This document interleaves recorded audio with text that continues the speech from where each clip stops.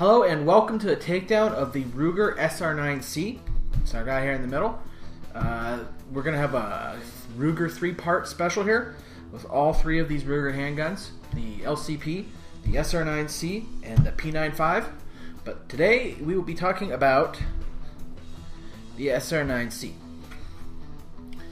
It is a more modern, or more recently manufactured handgun. It is a variant of the SR9, which is a full-sized handgun, where the SR9c is the concealable version. It's more compact, but mainly the difference is the magazine. The SR9c only fits flush with a 10-round magazine, where the full-size one I think is 17. I'd have to look that up. These do come with a full-size magazine as well, with an extender, so you can actually fit a full-size mag in this handgun. First of all, safety has to be off. The safety does lock the slide and prevent you from pulling it back. Magazine's obviously out, so go ahead and grab the slide, pull away back, and engage the slide lock, which is right here.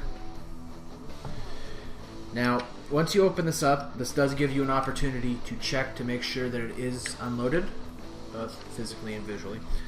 And you'll see, and this is pretty standard for a lot of Ruger handguns, is in the back is the extractor. Just push that forward and down. It's pretty easy to do. And it's pretty much the only thing in here that moves, minus the loaded indicator, but that's not important. So yeah, push the extractor down, and at which point, this is actually where I'm not a big fan of this design, is you have to get this plate out, which holds the slide on. And usually I have to use some sort of tool. I mean, something as simple as a pen will do the trick. You can actually use a round of 9mm if you're in a pinch. Sometimes when it does come out the other end, it doesn't come all the way. There you go. And you do have to maybe get a flathead under there. But most of the time, it's after enough working on it, you will eventually get it either loosened up enough or at a point where you're comfortable doing it a specific way. So, again, go ahead and pull the slide back to disengage the slide lock, and let it gently move forward, and the slide will get stuck.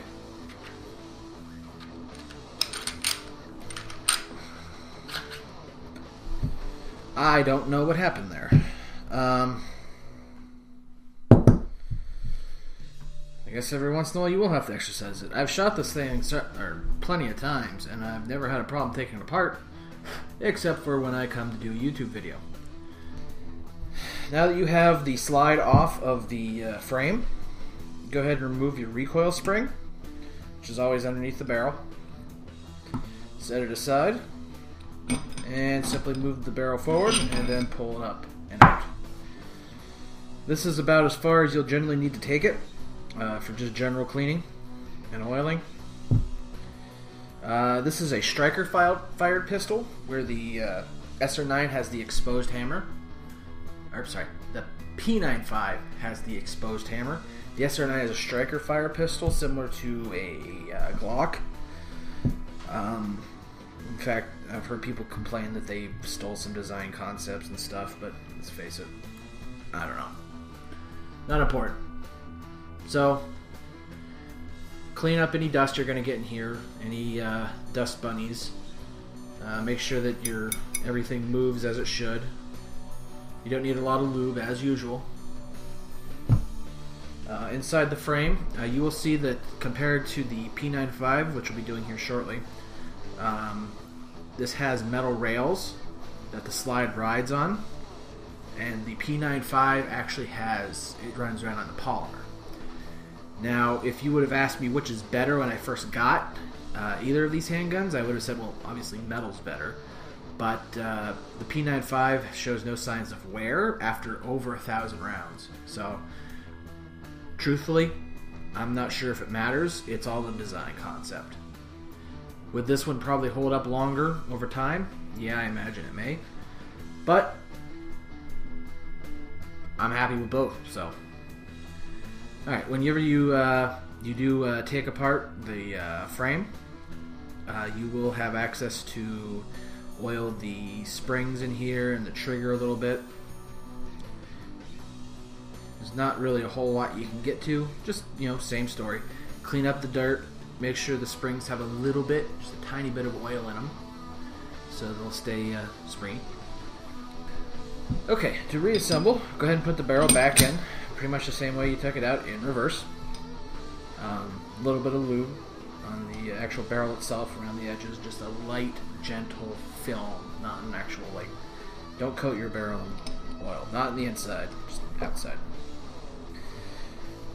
You've cleaned the barrel and everything, you've cleaned up all the gunk. You put in your recoil spring, and that's pretty much the completed slide assembly.